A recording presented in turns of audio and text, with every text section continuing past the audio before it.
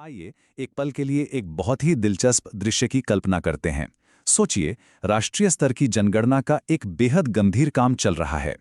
एक field investigator एक house listing block यानी एचएलबी में पहुंचता है। सबसे बड़ा सवाल ये उठता है कि जब सामने कोई घर या ढांचा ही नहीं है तो नजरी नक्शा यानी लेआउट मैप आखिर बनेगा कैसे, और उस आधिकारिक फॉर्म में क्या भरेंगे जहां हमें घरों की गिनती लिखनी होती है। ये कोई मामूली दुविधा नहीं है।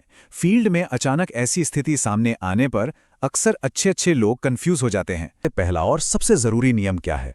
नियम है उस पूरे इलाके को फिजिकली वेरीफाई करना। जी हाँ, केवल दूर से खड़े होकर ये मान लेना बिल्कुल भी काफी नहीं है कि जगह खाली है। पूरे इलाके का चप्पे चप्पे पर मुआयना करना होता है। ये बात 100% सुनिश्चित करनी होगी कि वहां सच में कोई भी रेजिडेंशियल या कमर्शियल स्ट्रक्चर नहीं है। कहीं पेड़ों के पीछे कोई पुरानी झोपड़ी तो नहीं छिपी, कोई खंडहर तो नहीं है। याद रखिए, बिना पूरी तरह जांच किए किसी भी निष्कर्ष पर पहुंचना इस प्रोटोकॉल के सख्त खिलाफ है। भले ही पूरा इलाका वीरान हो, लेकिन नजरी नक्शा हर हाल में बनेगा। वो खाली नहीं छूट सकता। तो अब सवाल है कि उसमें दिखाएंगे क्या? जब घर नहीं है तो हमारा पूरा फोकस वहां के भौगोलिक चिन्हों पर शिफ्ट हो जाएगा। उस इलाके की बाउंड्री, वहां से गुजरने वाली कोई सड़क, कोई नाला, फैले हुए खेत, तालाब या कोई भी अन्य लैंडमार्क, इन सभी को नक्शे में बारीकी से दर्ज किया जाएगा। क्योंकि भले ही वहां कोई इंसान ना रहता हो, लेकिन वो जगह हमारे देश के नक्शे का एक महत्वपूर्ण हिस्सा तो है ही। उसे नेशनल डेटाबेस में सही तरीके से मार्क करना बहुत बहुत जरूरी है। अब बात करते हैं मकान संख्या देने की, और इसको लेकर नियम बिल्कुल सख्त और एकदम क्रिस्टल क्लियर हैं। अगर कोई भौतिक मकान मौजूद है, सिर्फ और सिर्फ तभी उसे एक सेंसस हाउस नंबर दिया जाएगा। लेकिन अगर कोई स्ट्रक्चर है ही नहीं तो किसी भी सूरत में कोई भी सेंसस हाउस नंबर अलॉट नहीं किया जाएगा। इसमें कोई भी छूट नहीं है। खाली जमीन पर अपनी मर्जी से कोई काल्पनिक या अनुमानित नंबर लिख देना बहुत बड़ी गलती है। जब घर ही नहीं है तो नंबर देने का सवाल ही पैदा नहीं होता। राष्ट्रीय आंकड़ों की शुद्धता के लिए ये एक बहुत ही क्रिटिकल पॉइंट है। चलिए अब कागजी कार्रवाई पर आते हैं।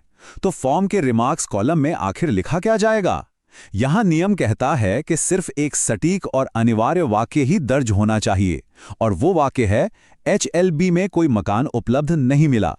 ध्यान दीजिए, ये कोई आम बातचीत वाला वाक्य नहीं है।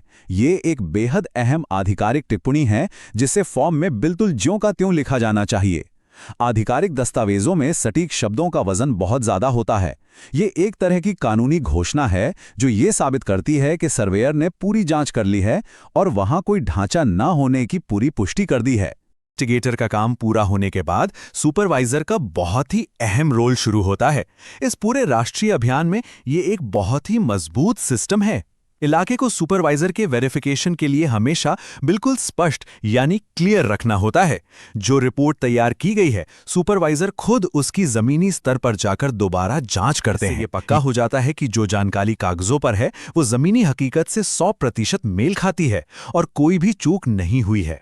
ज्ञान पहल के स्रोत से निकली एक लाइन है जो अपने आप में बहुत गहरी बात कहती है। जनगणना में छोटी गलती भी बड़ा कंफ्यूजन बना सकती है। सोचिए, एक खाली खेत में हुई एक छोटी सी लापरवाही या नक्शे में की गई एक मामूली सी भूल जब राष्ट्रीय स्तर के बड़े डेटाबेस में जाती है तो वो कितनी बड़ी त्रुटि बन सकती है।